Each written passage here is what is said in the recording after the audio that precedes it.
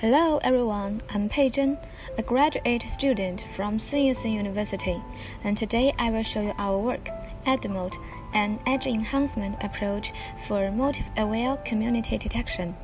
First, I will introduce motif, one of the most representative higher-order structural characteristics of network, which is also defined as building blocks for complex networks.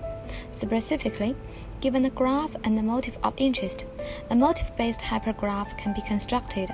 For clarity, an 11-node network is designed and a triangle motif-based hypergraph can be constructed accordingly.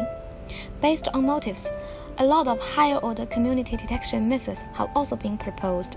However, the common denominator for these higher-order methods is that they utilize the motif-based hypergraph.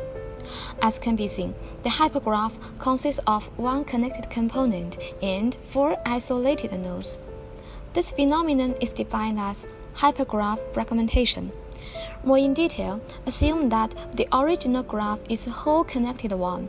The corresponding motif-based hypergraph could be fragmented into a number of connected components with various sizes and many isolated nodes. Another example on the Cora dataset can fully reflect the hypergraph fragmentation phenomenon. Once this phenomenon happens, traditional higher-order methods would suffer for the incapability of dealing with too many components and isolated nodes. So, how to solve the hypergraph fragmentation issue? The intuition is making full use of both lower-order and higher-order structures of the network. Motivated by this, we propose an edge enhancement approach for motif-aware community detection, or EdMot for short. We commence by constructing a motif-based hypergraph, and then the connected components in the hypergraph will be identified. Subsequently, the top k components will be selected, and each of them will be partitioned into modules. As can be seen from this example, the largest connected component is selected and partitioned into two modules. We further reinforce the partitioned modules by making them cliques. Specifically, a new set of unweighted edges are constructed so that every two nodes in each module are connected.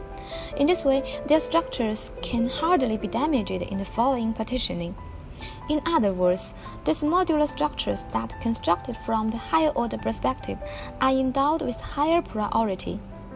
The original graph is then rewired by changing the connections between nodes that involved in the modules.